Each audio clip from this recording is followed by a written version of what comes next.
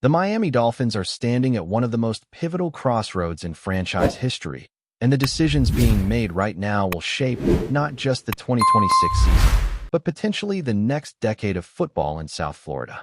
A wave of change has swept through the organization, starting at the very top with new leadership imported from one of the NFL's most stable and respected franchises, the Green Bay Packers. For years, Green Bay has been synonymous with continuity, disciplined roster construction, and a culture that survives coaching changes and roster turnover.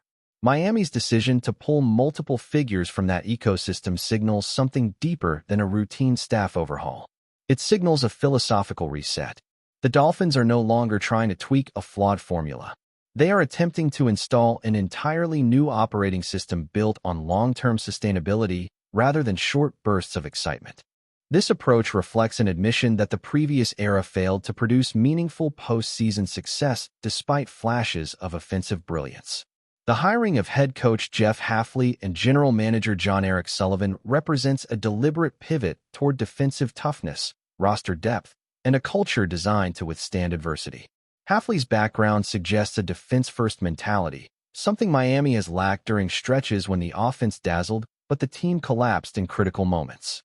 Sullivan's front office pedigree hints at a more methodical roster-building process, one that prioritizes development over splashy acquisitions. The question now is whether importing pieces of Green Bay's infrastructure can replicate Green Bay's results, or whether culture can only grow organically over time. Fan reaction has been predictably divided, reflecting years of frustration and cautious optimism. Some supporters believe the Packers' brain drain will weaken Green Bay while strengthening Miami by addition, essentially transferring institutional knowledge from one franchise to another. Others argue that great organizations don't crumble when individuals leave because their systems are self-sustaining.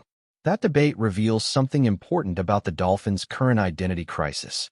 For too long, Miami has chased quick fixes, signing aging stars with name recognition instead of building a pipeline of talent. The new regime appears determined to reverse that pattern by emphasizing internal development and depth, creating a next-man-up mentality that contenders rely on when injuries inevitably strike. That philosophy shift becomes even more significant when you consider the quarterback situation, which looms over everything like a storm cloud. Reports indicate the Dolphins are preparing to move on from Tua Tagovailoa, a decision that would officially close one of the most polarizing chapters in franchise history. Tagovailoa's tenure was defined by moments of precision passing brilliance overshadowed by durability concerns and inconsistency in high-pressure games.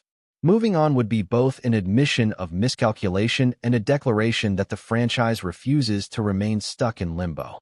Yet replacing a starting quarterback is the most dangerous gamble in professional sports. Get it right, and a championship window opens.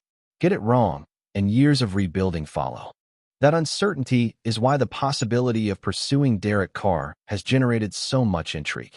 Carr represents the archetype of the bridge quarterback, experienced, steady, and capable of stabilizing an offense while a younger passer develops. His career numbers, accumulated across stints with the Las Vegas Raiders and New Orleans Saints, demonstrate durability and competence even if they fall short of elite dominance.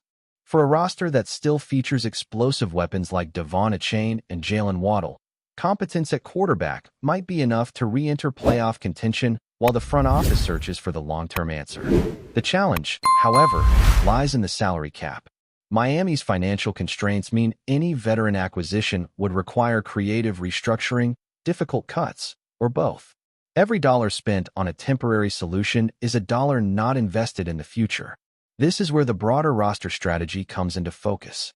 The Dolphins' 2025 season ended with a disappointing 7-10 record, exposing weaknesses across multiple position groups. Yet amid the frustration, several acquisitions quietly proved valuable. Players like Jack Jones and Daniel Brunskill provided stability in areas that had previously been liabilities, while kicker Riley Patterson delivered one of the most accurate seasons in team history. Contributions like those matter because rebuilding teams need foundational pieces who outperform expectations. They also illustrate the type of cost-effective signings Miami must prioritize moving forward. Players who deliver production without crippling the salary cap. If you're still watching at this point, This is where your voice matters most. The direction of this franchise will be shaped not just by executives and coaches, but by the pressure and expectations of the fan base. Let me know in the comments whether you believe Miami should pursue a veteran quarterback like Carr or commit fully to drafting and developing the next face of the franchise. This is a defining fork in the road, and history will remember which path they choose. Another under-the-radar move that hints at the new regime's priorities is the signing of cornerback Miles Battle, formerly of the New England Patriots. On the surface, adding a practice squad player might seem insignificant, but roster construction is often about accumulating traits rather than star power.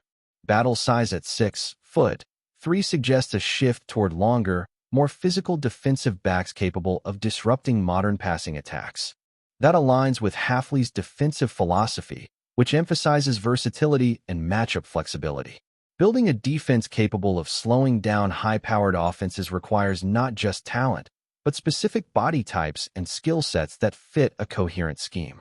Taken together, these moves paint a picture of a franchise attempting to reinvent itself from the inside out. The Dolphins are not simply trying to win more games next season.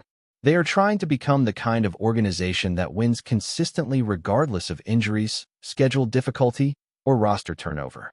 Importing staff from a proven franchise, resetting the quarterback position, prioritizing depth over star power, and targeting players who fit a defined system are all steps toward that goal. The risk is that such transformations rarely produce immediate results. Fans conditioned by decades of near misses may struggle with patience, especially if early losses pile up. Yet the opportunity is enormous. The AFC remains a conference dominated by elite quarterback play and organizational stability. To compete with perennial contenders, Miami must become more than a highlight reel offense. It must become resilient, adaptable, and strategically disciplined. That transformation starts with leadership, but ultimately depends on execution across every level of the roster. The coming months, free agency, the draft, training camp, will reveal whether this new blueprint is visionary or misguided. As this new era begins, one truth stands above all others. Franchises are defined by the moments when they choose long-term identity over short-term comfort. The Dolphins have made that choice. Now they must live with it. If this plan succeeds, it could usher in the most sustained period of success Miami has seen in decades. If it fails, it will trigger yet another reset in a cycle fans know all too well. If you want in-depth breakdowns like this throughout the offseason as the Dolphins reshape their future, make sure to subscribe and stay locked in, because the next few months could redefine everything we thought we knew about football in Miami.